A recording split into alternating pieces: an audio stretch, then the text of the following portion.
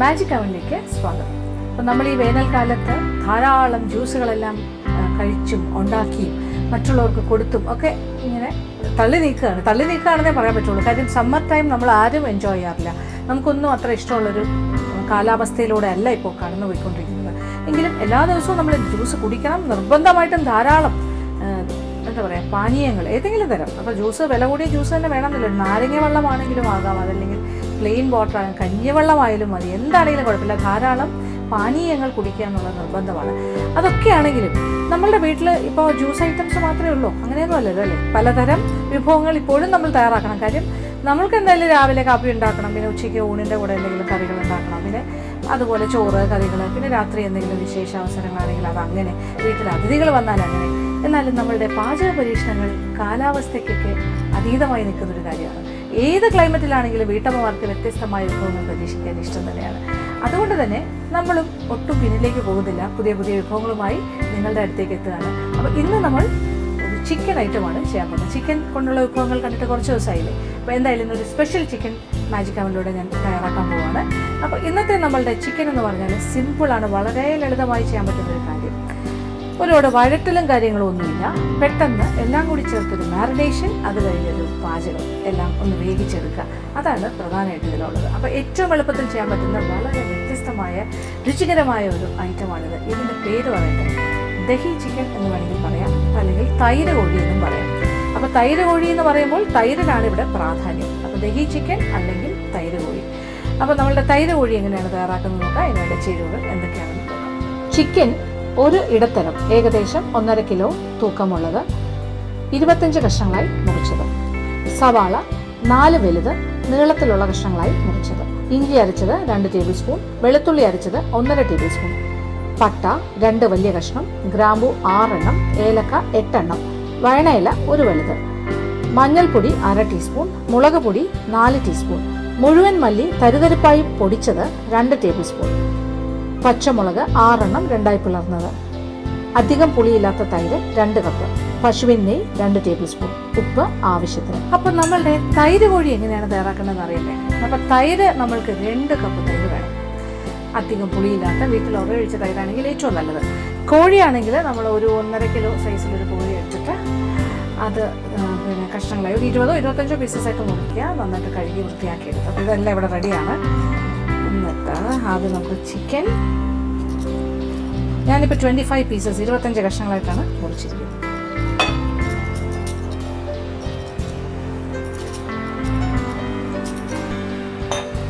ഇതിലെ പ്രധാനപ്പെട്ട ചേരുവകളെല്ലാം തന്നെ ഒന്നിച്ച് ചേർത്ത് ചിക്കൻ്റെ കൂടെ ചേർത്ത് ഒന്ന് നന്നായിട്ട് പുരട്ടി മാരിനേറ്റ് ചെയ്യാനായിട്ട് ഒരു 2 മണിക്കൂർ വെച്ചേക്കണം. അതാണ് ഇതിൻ്റെ സീക്രട്ട്.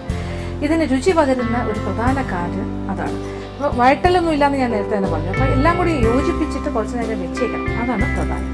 അപ്പോൾ അതിൽ 1-2 കാര്യങ്ങൾ ഒഴിച്ച് ബാക്കി എല്ലാ കാര്യങ്ങളും ചേർക്കണം. ആദ്യമായിട്ട് നമ്മൾ മഞ്ഞൾപ്പൊടി ഒരു 1/2 ടീസ്പൂണോളം മഞ്ഞൾപ്പൊടി, 1/4 ടീസ്പൂൺ വരെ ആകാം. അതിനോടൊപ്പം മുളക് പൊടി ഒരു 4 ടീസ്പൂൺ അരച്ചെടുക്കുക. 4 ടീസ്പൂൺ,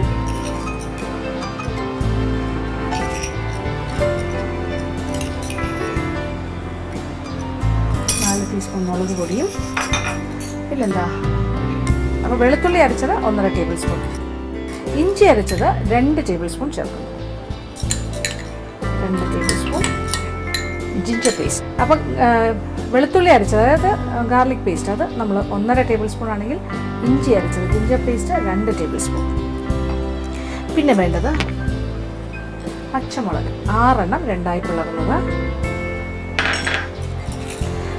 വയണയില ബേ ലീഫ് അത് 1 എണ്ണം, കുറച്ച് വലിയ കഷ്ണങ്ങളായിട്ട് തന്നെ കിടന്നോട്ടെ. ഇതെല്ലാം കൂടി വെന്ത് കഴിയുമ്പോൾ അതിൻ്റെ അവിടെ ഇങ്ങനെ കിടക്കും, കുഴപ്പമില്ല. പിന്നെ പട്ട 2 കഷ്ണം, 2 വലിയ കഷ്ണം എടുത്തിട്ട് ചെറുതായിട്ട് പട്ട ഹോൾ സ്പൈസസ് ആയിട്ടാണ്, മുഴുവനെയാണ് ഇടുന്നത്, പൊടിച്ചല്ല. ഒരു 7-8 ഏലക്ക, പിന്നെ എന്താ ഗ്രാമ്പു 5-6 ഗ്രാമ്പു.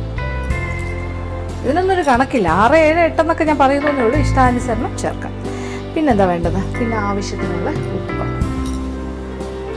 പാകത്തിനുള്ള ഉപ്പൊക്കെ ഏത് സ്റ്റേജിൽ വേണമെങ്കിലും ചേർക്കാം. ആദ്യത്തെ സ്റ്റേജിൽ കുറച്ച് ചേർക്കുക. പിന്നെ നമുക്ക് ചിക്കനിൽ പിടിക്കാനുള്ള ഉപ്പ് എന്തായാലും വേണം. അത് കഴിഞ്ഞിട്ട് എക്സ്ട്രാ വേണമെന്നുണ്ടെങ്കിൽ നമുക്ക് കറി തയ്യാറാക്കി കഴിഞ്ഞിട്ടും അവസാനത്തെ ഘട്ടത്തിലും ചേർക്കാൻ സാധിക്കും. കൂടിയാൽ പിന്നെ കുറയ്ക്കാൻ പറ്റില്ല. അപ്പോൾ ഇതാണ് പ്രധാനപ്പെട്ട കാര്യങ്ങൾ. ഇനി എന്താ ഇതിലിപ്പോൾ നമ്മൾ ചേർക്കാത്തത്, തരിതരിപ്പായി പൊടിച്ച് വെച്ച മല്ലി, മുഴുവൻ മല്ലി തരിതരിപ്പായിട്ട് വറുക്കാതെ പൊടിക്കണം.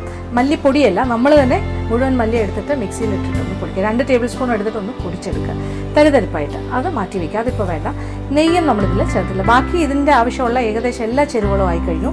ഇനി സവാള, അതാണ് പ്രധാനപ്പെട്ട. അപ്പോൾ ഇതെല്ലാം കൂടി ആദ്യം ഒന്ന് യോജിപ്പിക്കാം. എന്നിട്ട് സവാളയും ചേർത്ത് വീണ്ടും യോജിപ്പിക്കാം.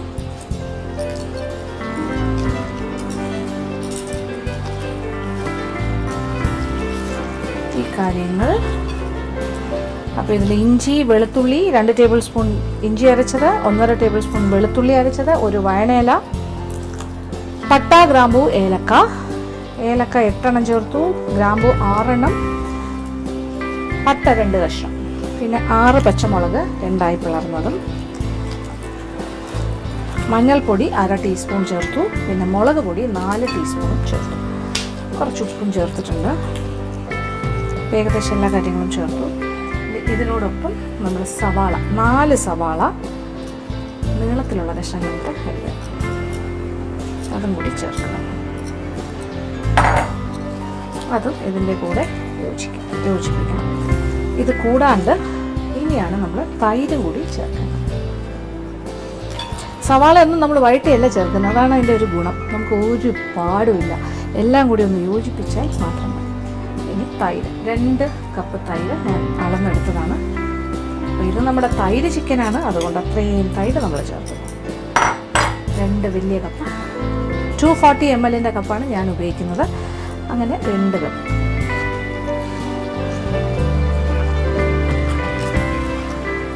തൈരും ചേർത്തു. പക്ഷെ അധികം പുളിയില്ലാത്ത നമ്മൾ വീട്ടിൽ ഒഴിക്കുന്ന തൈരാണ് ഏറ്റവും നല്ലത്.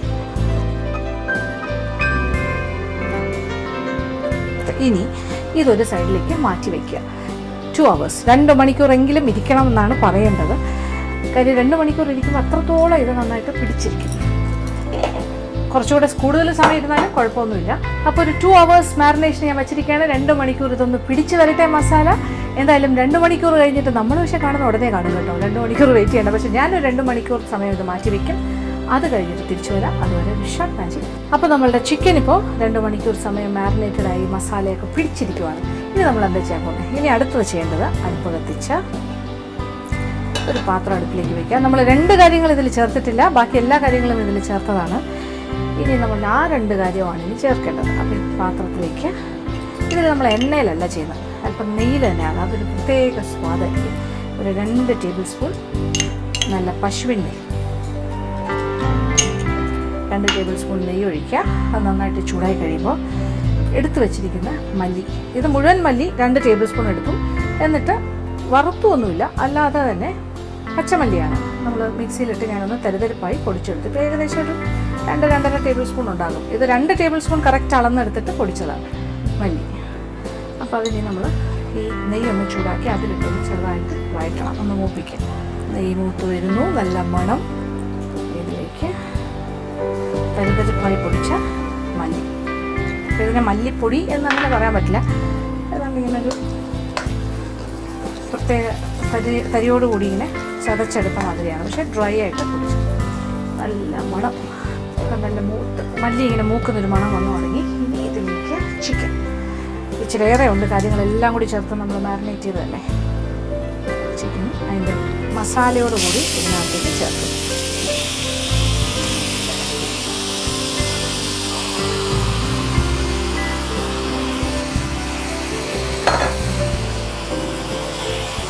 എന്നിട്ടൊന്ന് യോജിപ്പിക്കും.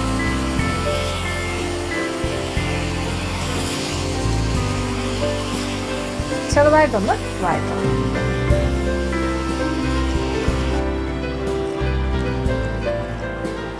ഒരു 5 മിനിറ്റ് സമയം ഇങ്ങനെ കിടക്കട്ടെ. അത് കഴിഞ്ഞ് നമ്മളിത് കുക്കറിലേക്ക് മാറ്റും.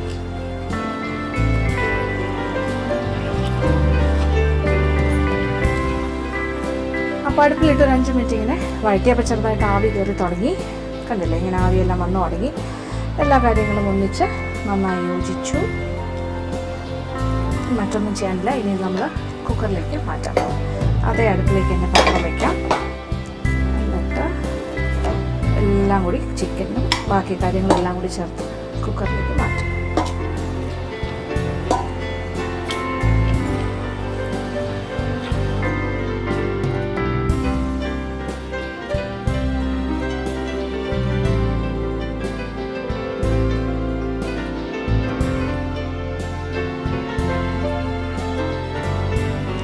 അങ്ങനെ കംപ്ലീറ്റ് ചിക്കനും അതിൻ്റെ മസാലയും എല്ലാ കാര്യങ്ങളും ഒന്നിച്ച് നമ്മൾ കുക്കറിലേക്ക് മാറ്റി കഴിഞ്ഞു. അങ്ങനെ തൈര് കോഴിക്ക് വേണ്ട കാര്യങ്ങളെല്ലാം ഉള്ളിലേക്ക് പോയി. ഇനി ഈ കുക്കർ ഒന്ന് അടയ്ക്കുക. എന്നിട്ട് ഒരു വിസിൽ വരാനായിട്ട് വെയിറ്റ് ചെയ്യുക.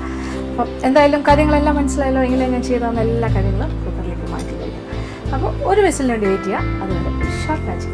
അപ്പോൾ കുക്കറിൽ ഒരു വിസിൽ വന്നു. അത് കഴിഞ്ഞിട്ട് ഞാൻ കുക്കർ ഓഫ് ചെയ്ത് അല്പസമയം തണുക്കാൻ വെച്ചു. എന്നിട്ട് ഞാൻ തുറന്നു.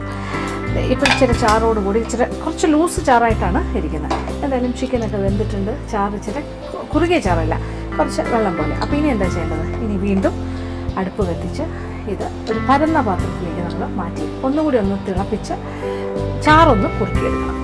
അപ്പോൾ കുക്കറിൽ വെച്ച് വേണമെങ്കിലും നമുക്ക് കുറച്ച് നേരം അടുപ്പ് തുറന്ന് വെച്ചിട്ട് കുറച്ച് നേരം തിളപ്പിച്ചാലും മതിയാവും. പക്ഷെ ഞാൻ നിങ്ങൾക്ക് കുറച്ചുകൂടി കാണാൻ പാകത്തിന് കുറച്ചുകൂടി വലിയ പാത്രത്തിലേക്ക് ഞാൻ മാറ്റാം. അപ്പോൾ അടുപ്പ് കത്തിച്ച് കൊടുക്കാം. ഈ പാത്രത്തിലേക്ക്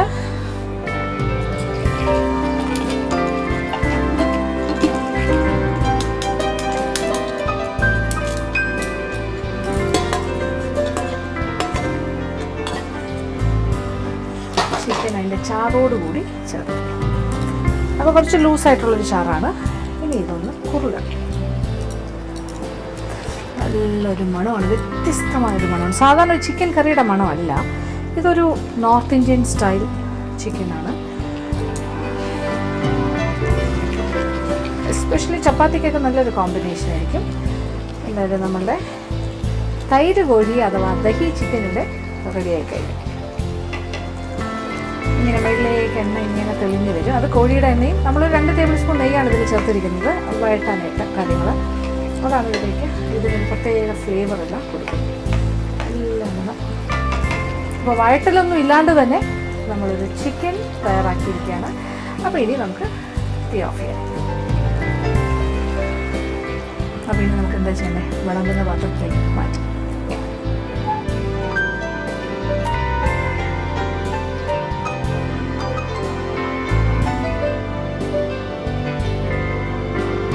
അങ്ങനെ സ്വാദിഷ്ടമായ നല്ല ഓറഞ്ച് റെഡ് കളറിലുള്ള ഒരു ചിക്കൻ ഇവിടെ റെഡിയായി കഴിഞ്ഞു. നമ്മളുടെ തൈര് കോഴി അഥവാ ദഹി ചിക്കൻ. ഇതുണ്ടാക്കാൻ വളരെ എളുപ്പമാണെന്ന് മനസ്സിലായല്ലോ. ഇതെന്തിൻ്റെ കൂടെ വേണമെങ്കിലും കഴിക്കാം. പിന്നെ ഉണ്ടാക്കാൻ ഒരു വീട്ടമ്മയ്ക്ക് ഏറ്റവും എളുപ്പത്തിൽ ചെയ്യാൻ പറ്റിയൊരു കോഴിയായിരിക്കും. സ്വാദിൻ്റെ കാര്യത്തിൽ ഒട്ടും തന്നെ പിന്നിലല്ല, നല്ല മുന്നിൽ തന്നെയാണ്. നല്ലൊരു മണമാണ്. അത് ഉണ്ടാക്കിക്കൊണ്ടിരിക്കുമ്പോൾ തന്നെ ആ മണം ഇങ്ങനെ നമുക്ക് ഫീൽ ചെയ്യാൻ സാധിക്കും. അപ്പോൾ ഇതൊരു രീതിയിൽ നമുക്ക് ചെയ്യാൻ സാധിക്കും. അപ്പം ആവശ്യത്തിന് ചാറ് അതെന്താണെന്ന് വെച്ചാൽ ആ രീതിയിൽ എടുക്കുക. എത്ര ചാറ് വേണം അതനുസരിച്ചിട്ട്.